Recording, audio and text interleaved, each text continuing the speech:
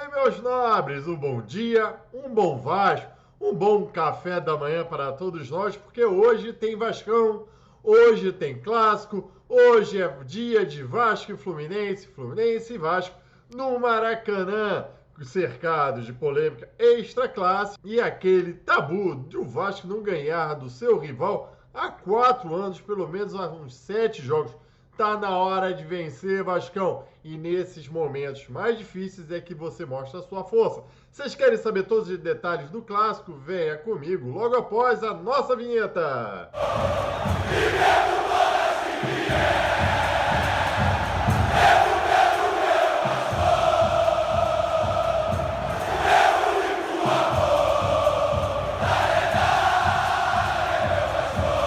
Bom dia, meu amigo vascaínos. Voltamos com o nosso pré-jogo, com aquelas informações de torcedor para torcedor, de torcedor de arquibancada para torcedor de arquibancada, sem aquelas firulas e quero e palavras difíceis. Então, já faço aquele convite de você largar o dedo nesse like, que muito nos ajuda a subir nesse YouTube. De meu Deus, inscreva-se no Marca Vasco para você ficar ciente de todas as notícias envolvendo o gigante da colina. E para não perder nenhum ponto do Marca Vasco, aperte a sinetinha para você ficar sempre ciente também das nossas lives e dos nossos vídeos que são lançados para acompanhar o seu café da manhã, escutando as notícias do gigante da colina. E hoje, meus amigos, a gente não poderia deixar de falar do clássico do Vasco da Gama e Fluminense, com muitas polêmicas extra-campo. Bem, meus amigos, hoje, às 9 horas da noite, no Maracanã, eles se enfrentam pela 4ª rodada do Campeonato Brasileiro de Futebol 2023. A primeira pergunta que eu faço aqui, meu irmão, é se você gosta desse horário, sábado às 9 horas da noite, para colocar um jogo importante como Vasco e Fluminense. É clássico, não poderia ser o horário nobre de domingo de tarde? Por que empurraram esse jogo para sábado à noite? Deve ser para agregar à televisão outras audiências, mas eu acho que é injustificável. Clássico tinha que ser sempre domingo de tarde. E a transmissão será pelo Sport TV. Ainda confirmar se terá transmissão para o Rio de Janeiro. Essa informação ainda não apareceu na internet, porque você já sabe, né? Quando é clássico, bloqueiam ali a transmissão para o jogo da praça, para a praça, e colocam um VT de jogo velho, um dos maiores absurdos que eu acho. Obviamente terá aquelas transmissões do pay-per-view, Vasco TV somente com áudio, com a narração do André Marques, e a narração do Sport TV será de Luiz Carlos Júnior, novamente. E tem uma treta com ele que falam que ele é tricolor doente. Não sei se é verdade, mas não acho ele dos piores narradores da Rede Globo, não. Até gosto, só não sei quem serão os comentaristas, se colocarão na escala o Pedrinho ou o Lédio Carmona, dois vascaínos grandes e ilustres aí, para tentar equilibrar com o Luiz Carlos Júnior. Poderia ser, eu gosto muito do Pedrinho e do Lédio como os comentaristas, independente deles serem vascaínos.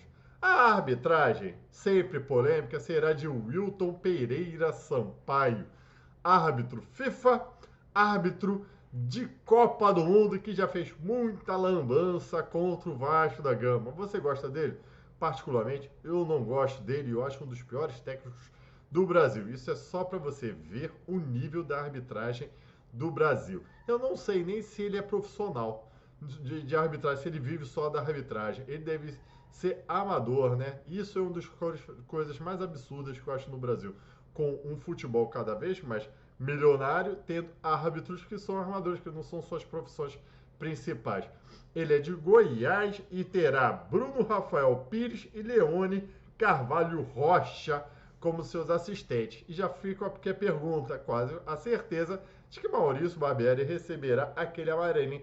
Eu quero saber o que vocês acham dessa rigor da arbitragem contra as reclamações do técnico. Olha, deve ser chato ser árbitro, porque os técnicos daqui abusam também, toda hora reclamando. Mas também não pode reclamar se eles fazem besteira. Aí é complicado, meu irmão. E o árbitro de VAR, Wagner Hellway, enfim, meu irmão. São as arbitragens que com certeza teremos polêmica, porque eles são ruins e obviamente que tendem para alguns times que a gente sabe quais são muito bem, né, meus amigos? As informações aqui beiram muito mais o extracampo, tal como a venda de ingressos para este clássico. O Fluminense, que é o mandante do jogo, ele também é o detentor de todas as ações para a venda dos ingressos para o Clássico. Ele começou a vender para sua torcida tem quase 10 dias, há uma semana. E até agora, somente foram emitidos em torno de 40 mil, 100 mil, já contando com a venda dos ingressos para a torcida do Vasco. Ou seja, a torcida do Fluminense não vai ao estádio. Está indo agora porque eles estão em ótima fase, isso nós temos que reconhecer. Encheram o Maracanã lá contra o River Plate, numa bela partida do rival, temos que reconhecer isso, mas é uma torcida que, principalmente com o Clássico, eles não vão, dificilmente vão. E agora, mesmo com uma boa fase como eles estão, 40 mil, se fosse a torcida do Vasco, já teria esgotado todos os seus ingressos. Mas a sacanagem maior é o que eu acho que está até beneficiando essa disputa entre Vasco, Flamengo e Fluminense, foi a sacanagem que eles fizeram, tal como o do rival também fez com a torcida do Botafogo. Não é torcida mista, então eles estão colocando como Vasco e Botafogo cidadãos cariocas para utilizar o Maracanã, que é um bem público do estado do Rio de Janeiro, é uma venda de apenas 4 mil ingressos para um Maracanã lotado, 4 mil ingressos, porque você ainda tem que respeitar todo o isolamento exigido ali pela polícia. Isso é uma vergonha, isso é você vedar o cidadão carioca a utilizar seu próprio bem público. Essa que é a verdade, eu vi isso numa manifestação da Antovas, da Associação das Torcidas Organizadas do Vasco, concordei muito com esse ponto e só está beneficiando isso, ao meu ver, que é o Vasco para você democratizar o uso do Maracanã. Porque até agora esse bem público do estado do Rio de Janeiro está nas mãos de Flamengo e Fluminense, fazendo o que eles quiserem. Olha, uma administração de merda, porque nada acontece no Maracanã a não ser os jogos deles. Você não tem festa, você não tem eventos, Maracanãzinho fechado, abandonado e você só está tendo os jogos dele e eles lucrando. Evolução esportiva dele advém deles utilizarem um estádio para 80 mil pessoas, 70 mil pessoas de graça, praticamente de graça, pagando uma mixaria para o estado do Rio de Janeiro. Isso é uma das maiores vergonhas, isso é uma das maiores disputas que o Vasco tem que ter. E, aliás, eles começaram a vender o ingresso dia 3, acho que, se não me engano, às 8 horas da noite. Muito vascaíno que comprou o ingresso teve sua compra cancelada porque aquele ali não era o horário certo, aí os vascaínos ainda tem que ir lá na bilheteria para trocar para o ingresso físico. Olha, uma barbaridade que eles estão fazendo com uma torcida do Rio de Janeiro.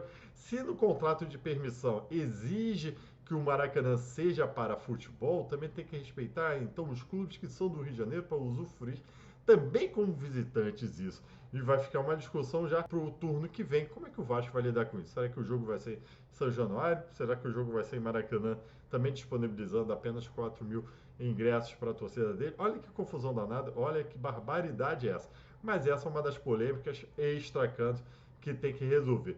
Futebol, vamos falar de futebol? A grande notícia do Vasco da Gama é, a hashtag contém ironia, é a volta de Rodrigo ao meio-campo.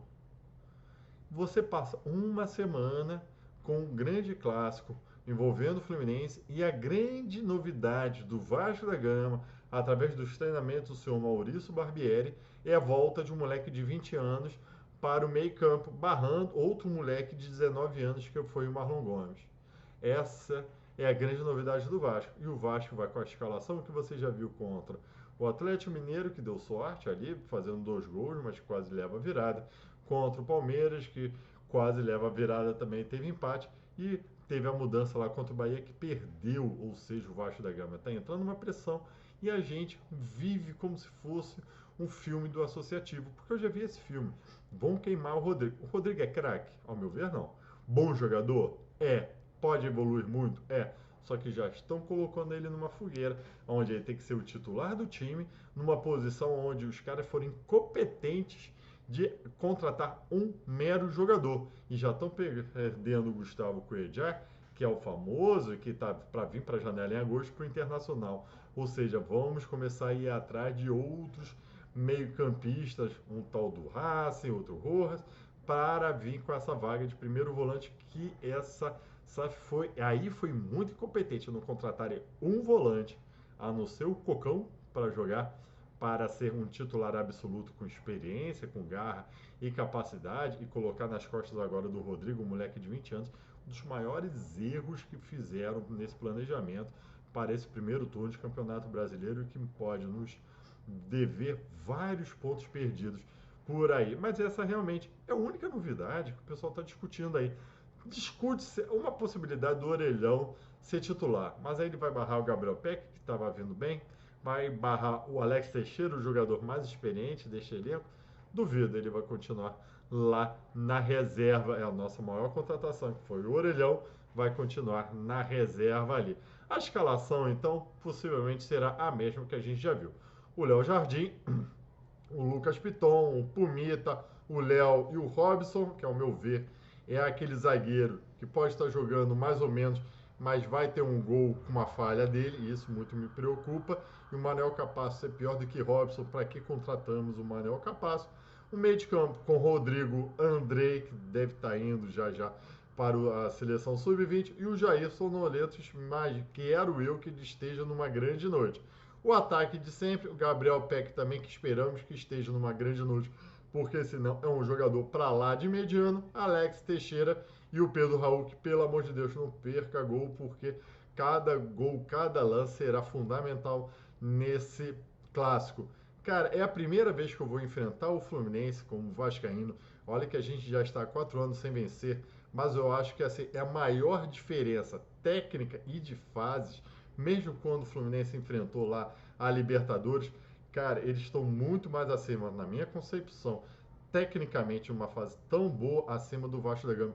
Nunca tinha visto uma diferença dessa, tanto que me leva a crer que a gente não vai vencer pela primeira vez esse clássico. Eu tô falando, embora há 4 anos que a gente não vença, dessa vez eu tô encarando o Fluminense, olha, a gente não tô com medo deles, mas vencer eu também não bato não. Mas aqui vai o meu palpite 3-2 naquela emoção, sabe aqueles jogos que tem o gol do Vascão em cima dos nossos maiores fregueses, que é o Fluminense, lá no finalzinho para desempatar e ver a vitória do Vascão? Eu acredito que vem e eu quero saber qual a sua opinião, qual o seu palpite aí para o jogo de hoje. Será que a vitória é garantida? Hoje eu acho difícil, mas um 3-2 com muita emoção poderá vir. Muito obrigado por acompanhar esse vídeo aí do pré-jogo do Maca Vasco. Amanhã, obviamente, também de manhãzinha para acompanhar seu café, o pós-jogo, já te faço esse convite para assistir.